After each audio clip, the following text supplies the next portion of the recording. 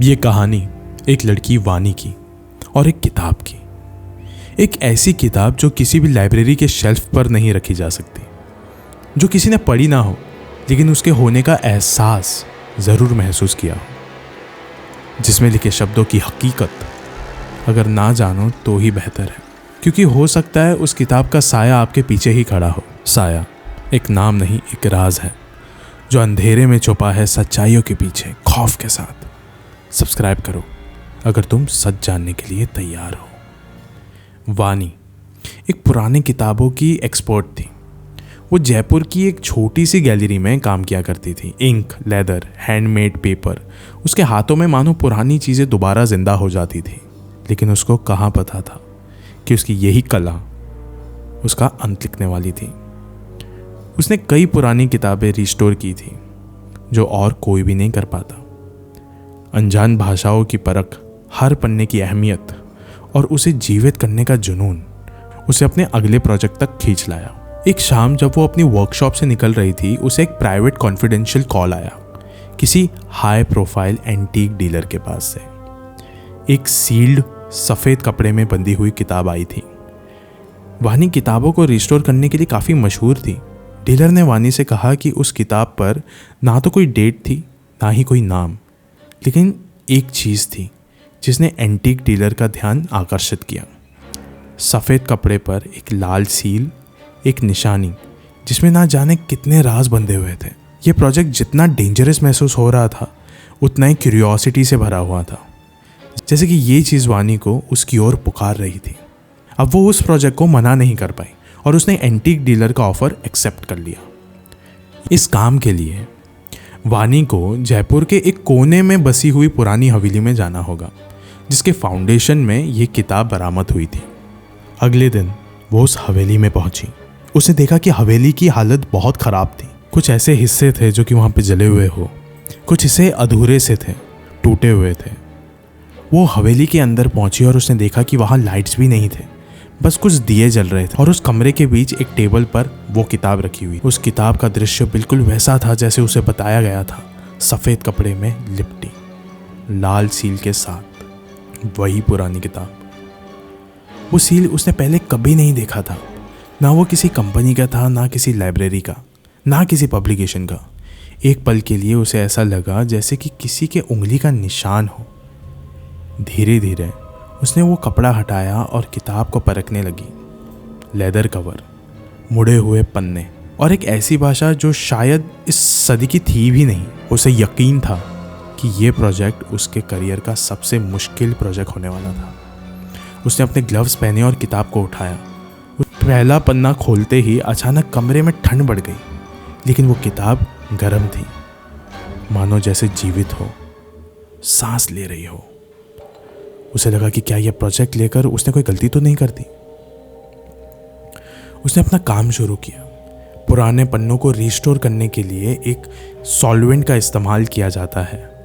जैसे ही उस solvent brush का एक स्ट्रोक उस पन्ने पर पड़ा, जो इंक पहले फेडेड थी, बेजान सी, वो अब उभरने लगी, मानो जैसे वानी के हाथों ने उस पुरानी किताब में जान डाल दी हो। हर शब्द किसी अनजान स्क्रिप्ट में था, लेकिन उसकी आंखें सब कुछ पढ़ रही थी। वो उस किताब को महसूस करने लगी, जैसे कि उसमें लिखा हर शब्द हिल रहा हो। वो अचानक रुक गई। ऐसा अजीब एहसास उसे कभी किसी प्रोजेक्ट में नहीं हुआ। आज तक कोई भी किताब इस तरह जीवित नहीं महसूस हुई थी। आखिर ऐसा क्या था इस किताब में जो उससे बात करना चाहती थी? जैसे ही उसने वो पेज टर्न किया, उसे एक आवाज़ सुनाई दी, तुम मुझे बार बार कैसे भूल जाती हो वानी। उसकी सांसें तेज हो गई, हाथों से ब्रश नीचे गिर गया और इस किताब के पन्ने पर लिखा था, तुम्हारा यहाँ आना लिखा था वानी। वो अपना नाम उस पन्ने पर देखकर शॉक थी, एकदम चौंक चुकी थी। वो आवाज़ उसने पहले भी कहीं सुनी थी, लेकिन कहाँ? शाम हो चुकी थी। उसे सोचा घर जाना ही बेहतर होगा और वो कल फिर से उस किताब को रिस्टोर करने का काम शुरू कर सकती है। शायद आज की घटनाएं उसका कोई भी भ्रम हो सकता है। वहाँ से निकलकर वो अपने घर पहुंची। उस रात उसने एक सपना देखा, वही अंधेरा महल। वो खुद को वहाँ देख रही थी, पुराने वस्त्रों में, हाथ में एक कलम और सामने वही किताब। और वही आवाज़ बिना किसी चेहरे के, याद रखना इस बार अंत नहीं होगा। उस सपने ने उसके होश उड़ा दिए थे। क्या वो पहले भी वहां जा चुकी थी? क्या वो उस आवाज़ के पीछे छिपे चेहरे को पहचानती थी? अगले सुबह उसे यह एहसास हो चुका था कि वो किताब रिस्टोर नहीं हो रही थी। उसे कुछ याद दिलाना चाहती थी। उसे मदद की ज़रूरत थी क्योंकि अब ये प्रोजेक्ट किसी खतरे से कम नहीं था। उसने प्रोफेसर गुप्ता को कांटेक्ट किया, एक मैन्युस्क्रिप्ट एक्सपर्ट को, और उन्हें पूरी कहानी शुरुआत से सुनाई। उस हवेली में जब वो किताब देखी, उन्होंने सिर्फ एक लाइन कही, तुम इसे पहले भी कर चुकी हो, शायद कई बार। वानी हैरान थी। उसे वो किताब, हवेली, वो आवाज़, इन सब की कोई भी मेमोरी नहीं थी।